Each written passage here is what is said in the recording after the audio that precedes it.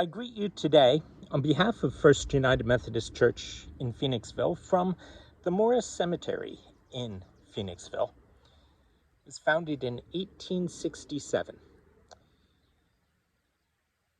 A lot of the stories in the Gospels, more than you would suspect, have to do with or take place in cemeteries and in burial places. At the end of this, I want to show you who's holding the camera for me. But first, let me read the story. Jesus and his disciples have been traveling. They arrived in the country of the Gerasenes, which is opposite Galilee. As he stepped out on land, a man of the city who had demons met him.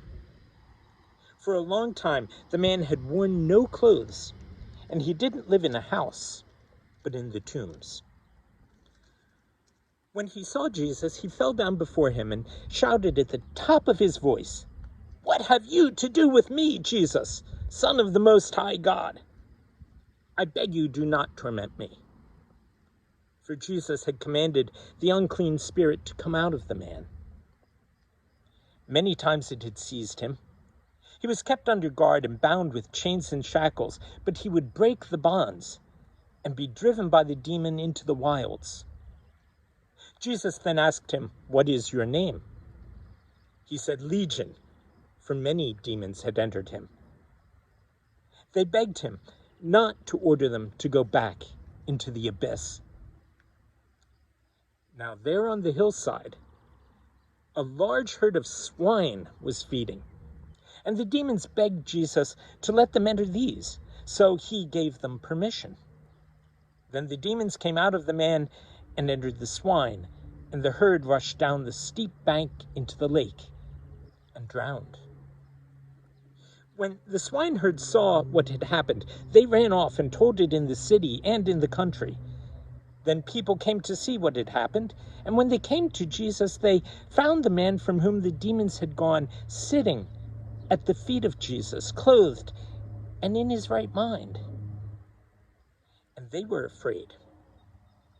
Those who had seen it told them how the one who had been possessed by demons had been healed. Then all the people of the surrounding country of the Gerasenes asked Jesus to leave them, for they were seized with great fear. So he got into the boat and returned. The man from whom the demons had gone begged that he might be with him, but Jesus sent him away, saying, "Return to your own home and declare how much God has done for you." So he went away, proclaiming throughout the city how much Jesus had done for him. Production assistance today from Anthony P. Scheimer, a man who seems to have loved plants. He's standing here holding one of them in his hand, or at least his statue is. And he was kind enough to hold the camera too, while I read earlier. Don't know much about him, but Tony, wherever you are, thanks for your help. We, in our good modern way, or if you really want to be hip about it, postmodern way, are sure that this man could not have been possessed by evil, but that he was mentally ill. We don't know. Some force, whatever it was, had gotten hold of him. Something had latched on to something within him, in his mind, in his emotions, in his being. And that's what counts. And whatever had gotten its claws into him was doing terrible, terrible things. He had become, to use the normal language for such a thing in our day, a danger to himself and others, which meant that he needed to be restrained. He needed to be kept safe for his own sake and for the sake of the community around him. And give them some credit. They didn't just throw him out and let him go off into the wilderness, as he seemed to do sometimes, but they at least kept him as close as they could, whether by his choice or by theirs.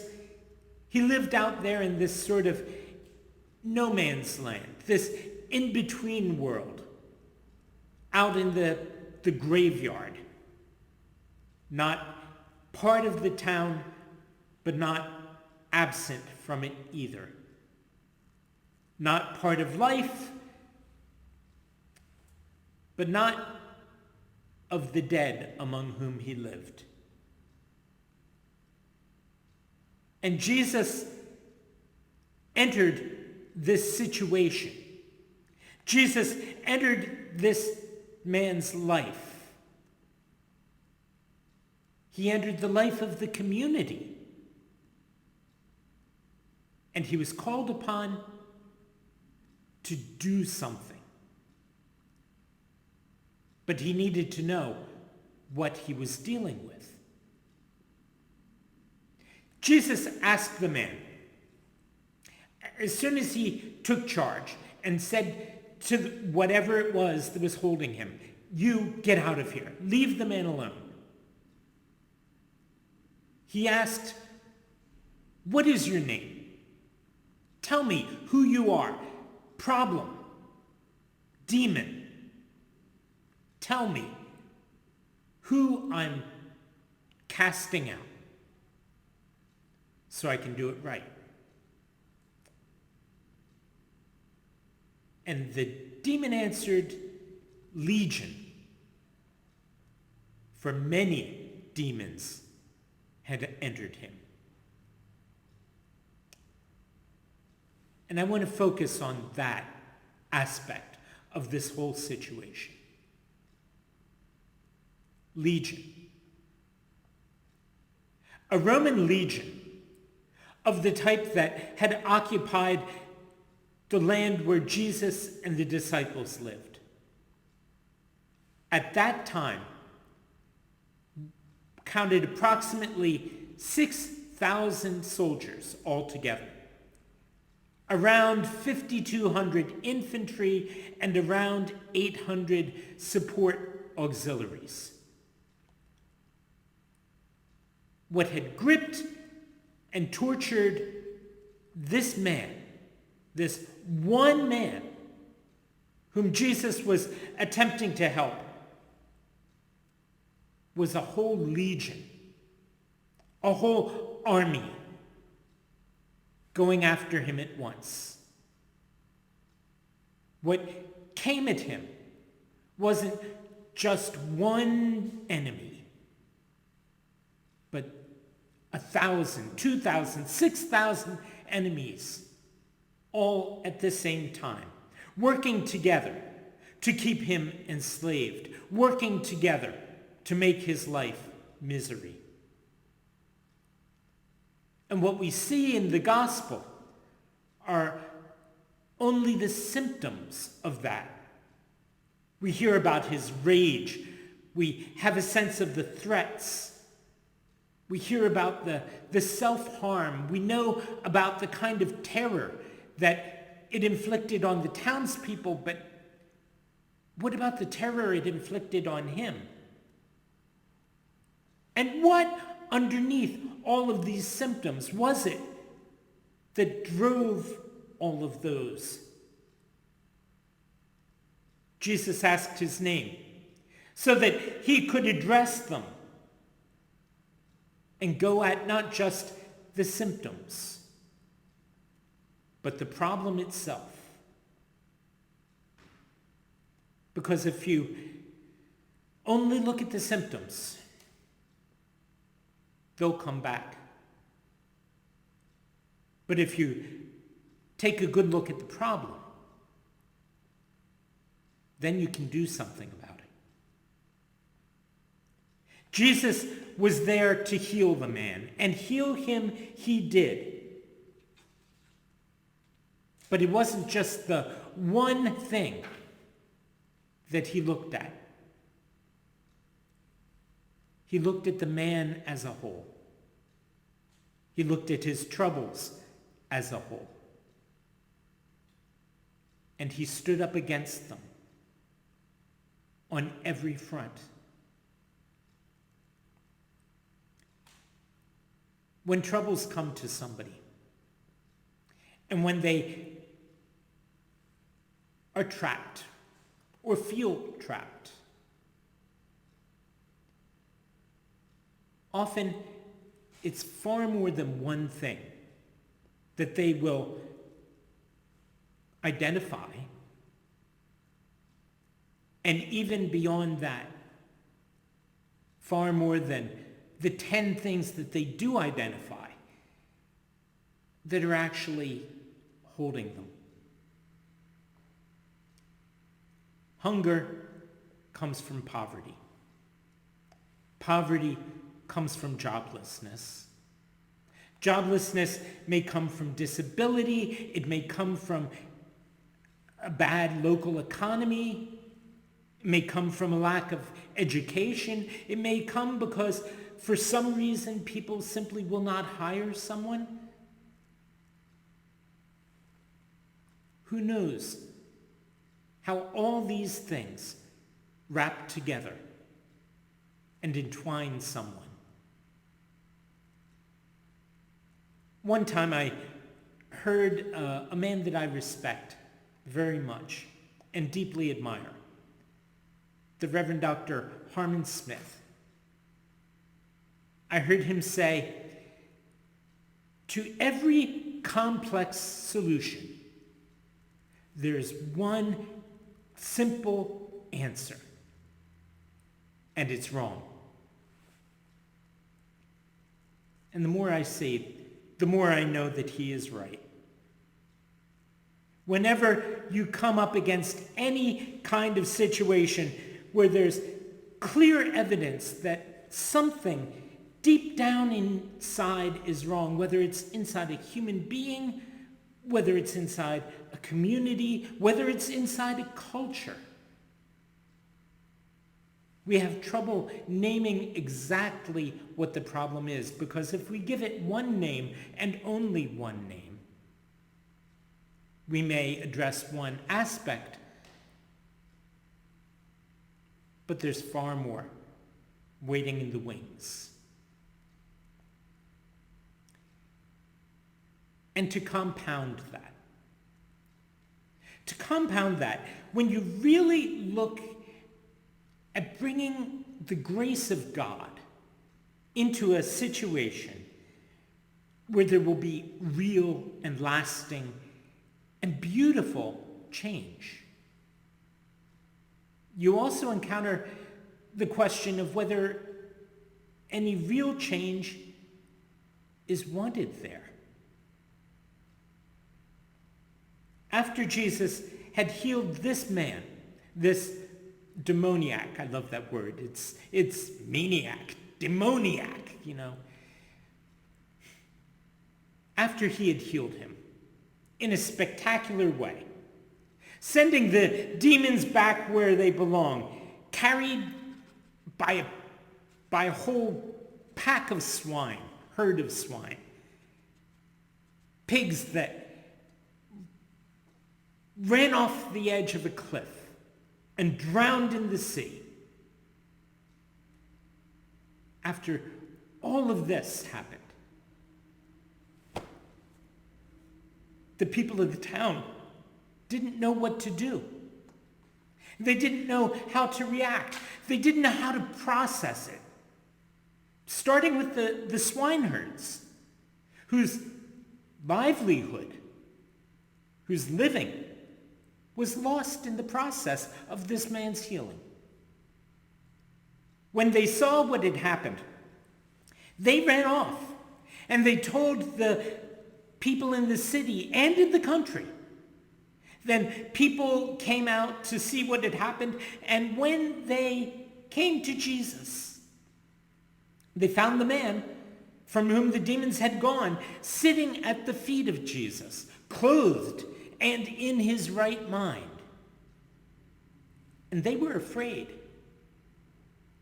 Those who had seen it told them how the one who had been possessed by the demon had been healed. Then all the people of the surrounding country of the Gerasenes asked Jesus to leave, for they were seized with great fear. You know, we always say we would want demons to go away.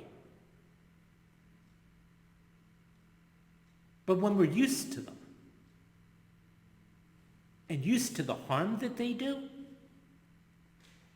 when we have come to expect, maybe even tolerate, the harm and the hurt, the illness,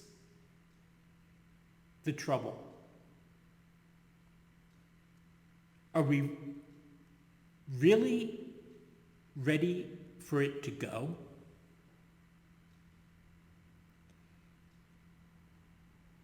Let's name it and see what would go with it. And I'm only going to pick one example because it's been in the news. But you can apply this to pretty much any situation.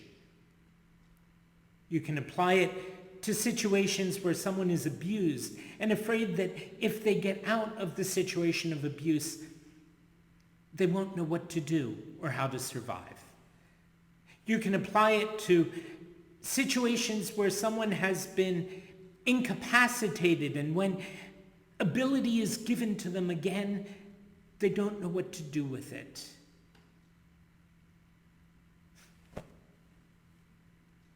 You can apply it in a dozen different ways. But let me give you one that showed up on my screen not long ago. It was after the shootings at Robb Elementary School in Uvalde, Texas. I saw an interview with one of the children who had survived the attack, a 9-year-old boy. And he was sitting on his father's lap. You just saw him from the shoulders down. They didn't show his face so that he could have his privacy. But you could see that his father was hugging him and holding him, consoling him, protecting him, keeping him safe, doing the things that a father is asked to do. Doing the things that a father does from love. And there, safe in his father's lap, the boy was able to describe his feelings. He didn't go into everything he had seen. He didn't describe everything he had been through, but he talked about how sad he was to lose his friends and his teacher. And he talked about how scared he still was and how he didn't ever want to go back there. And that was heart-wrenching enough. But there was one thing about this interview that I noticed. The t-shirt he was wearing was a brown t-shirt, and it had a company logo on it. And I don't remember the company, but there was a big circle at the center of his chest, and inside the circle were the words boot camp. And the whole time he was talking, it was coming at me, jumping out at me, stronger and stronger and stronger every time I read those words. Here, in the aftermath of this horrible shooting, this 9-year-old boy was wearing a t-shirt that said boot camp, which is a place where people go to learn to shoot the gun that had killed his friends.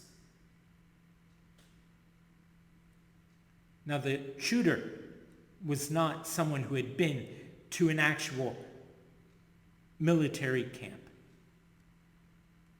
The shooter was not someone who was doing the work of the military or the police, which is like the father holding the kid on his lap to provide security, to provide protection, to stand between violence and the rest of us. Those are the people that need, sadly,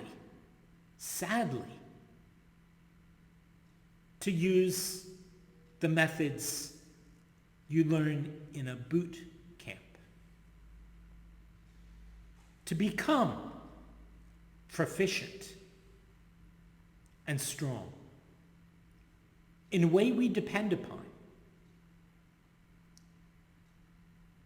But here was a 9-year-old boy whose friends, whose class, whose teacher had all died as a result of a warped and twisted view of what it is to use a weapon, to be in a boot camp. Here was somebody wearing an emblem that talks about how from a young age, a very young age, mostly boys, sometimes girls, but mostly boys, internalize and come to accept a certain level of violence. In fact, it's encouraged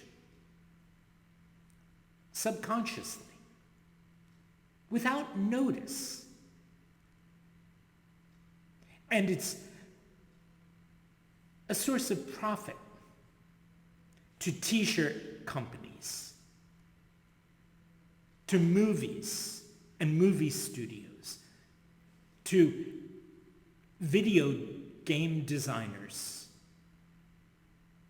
to all sorts of people. Because all of that goes into forming and shaping the mind of many people. Some of them will take it and it will be warped and it will lead them, well, maybe not lead them to do terrible things, but it certainly makes it easier. And here was a reflection of the same process visible on the chest of one of its victims. And nobody seems to have said before the taping of that interview, "Are you sure that's the best thing to be wearing?" I wonder if anybody had even noticed.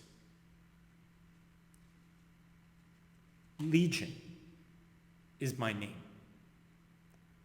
For we are many. To solve that whole problem is going to take dealing with a whole lot more and from many directions at the same time than many people are easy with. And it won't just be the obvious players, but it has to be all of us who surround children in any way. And we have to deal with the images that we have in our own heads.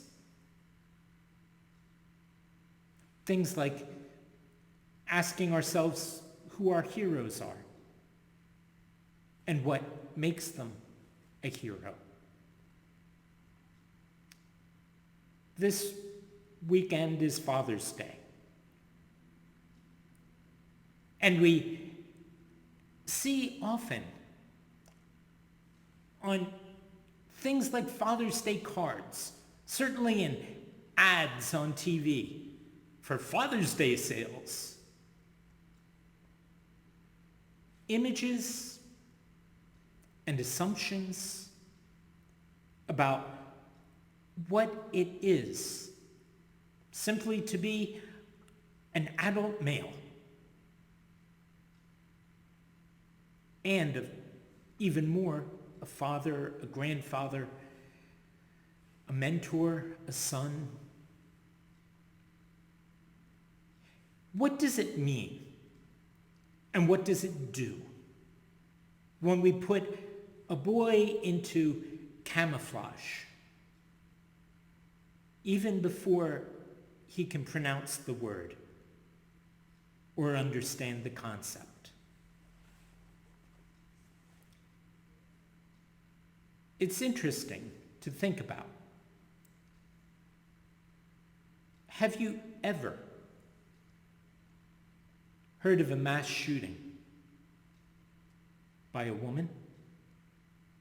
I can think of one.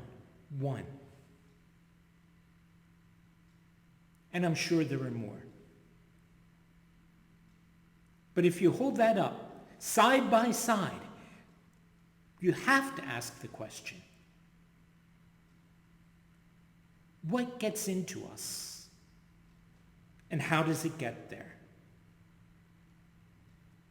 And is this something that Jesus would toss out? And why would people be angry? And what would they miss if it went away? Jesus' healing of the possessed man absolutely scares the Gerasenes. When he confronts the demons as he did, it isn't just one demon that he tosses out, it's that whole legion, and when they leave, everything is going to be different. But it'll be different not just for the one man living in the graveyard. It's going to be different for the people that lost the pigs in the course of his healing. It's going to be different for the swineherds whose jobs were endangered and maybe lost when the pigs went off the cliff. You know, it's not in the Bible, but it's certainly a part of our language, and we are all used to having the proverb, better the devil you know than the one you don't. It's scary to wonder if you pull out one block out of that whole Jenga tower of trouble, what will happen to the rest? All the people of the surrounding country of the Gerasenes asked Jesus to leave, for they were seized with great fear. So he got into the boat and returned. The man from whom the demon had gone out begged that he might be with him. But Jesus sent him away, saying, "Return to your home and declare how much God has done for you." So he went away, proclaiming throughout the city how much Jesus had done for him. When it all quieted down, Jesus needed someone to remain in the midst of the people who had been frightened, in the midst of the people who had been scared by the healing. He needed the man who had been healed to be there, to be an example of what can happen, to be an example, a witness with his own life, with his own being, of Jesus' ability to offer a blessing that drives out the curse. A blessing that is of a different sort entirely. The man was clothed, he was in his right mind. He had been given peace that he didn't know before. The people were filled with fear. But there was the man. And you know, they were not the first ones to be seized with fear.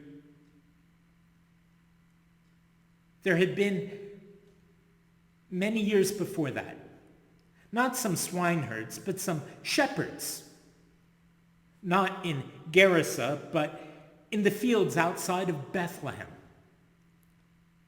And all of a sudden, the glory of the Lord shone round about them, and they were filled with fear.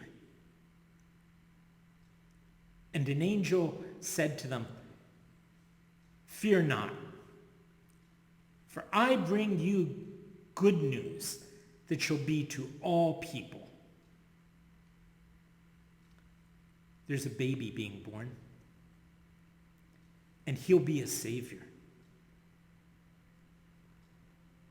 And then the angels sent the shepherds. They saw the baby, and they returned to their homes, glorifying God. Years later, Jesus sent this man back to his home to glorify God and to declare his peace, to be an example of peace on earth.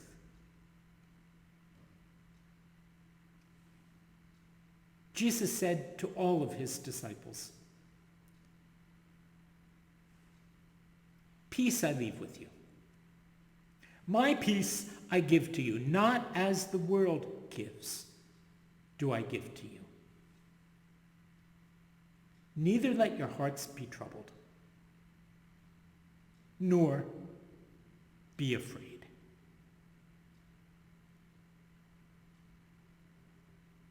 Amen.